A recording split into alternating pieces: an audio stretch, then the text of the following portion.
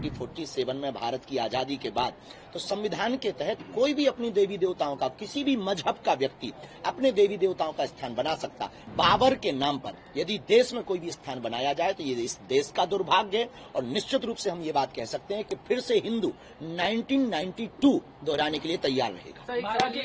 1992 दोहराने के लिए हिंदू तैयार रहेगा। लेकिन इस बात का दुर्भाग्य भी है कि राम मंदिर जब बना था तो बहुत लोगों ने कमेंट किया था कि वहां अस्पताल बनाया जाना चाहिए। अब बाबरी मस्जिद की जब बात आई है तो उन लोगों के मुंह में कैंसर हो गया। हम इस देश में हिंदू मुसलमान, हम इस देश में अंगड़ा पिछड़ा, हम इस देश में जातिवाद नहीं चाहते, हम इस देश में राष्ट्रवाद चाहते। उन्होंने बाबरी की नींव रखी, हम गए, क्योंकि बाबरी बनेगी तो बाबा आएगा। देखिए, बाबरी मस्जिद की नींव रखने के ठीक 2 दिन बाद हम कोलकाता गए। वहां पर परेड ग्राउंड में एक साथ 5 लाख गीता पाठ का पाठ भी किया और इसलिए हम गए कि हमारा जाना बहुत आवश्यक था।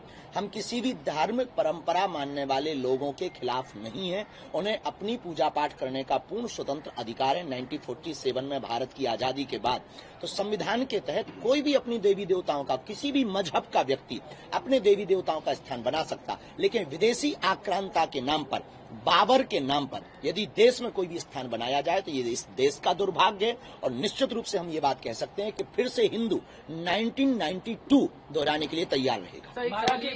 1992 दोहराने के लिए हिंदू तैयार रहेगा। लेकिन सर, मैं सवाल ये है कि आज भी 2 लाख लोग जुटाए गए, क्या ये हिंदुओं के खिलाफ एक साजिश चली जाएगी वहाँ पर? कहीं ना कहीं निश्चित रूप से विदेशी आक्रांताओं के नाम पर ये धार्मिक उन्माद फैलाने की तैयारी है। और हमें इस बात का दुर्भाग्य भी है कि राम मंदिर जब बना था तो बहुत लोगों ने कमेंट किया था कि वहां अस्पताल बनाया जाना चाहिए। अब बाबरी मस्जिद की जब बात आई है तो उन लोगों के मुंह में कैंसर हो गया। बाबरी मस्जिद बनाने की बात की गई, उसके बाद आपने गीता पाठ करवाया और अब जो टीएमसी के विधायक है मदन मित्रा, उन्होंने ये कहा है कि भगवान श्री राम मुस्लिम थे।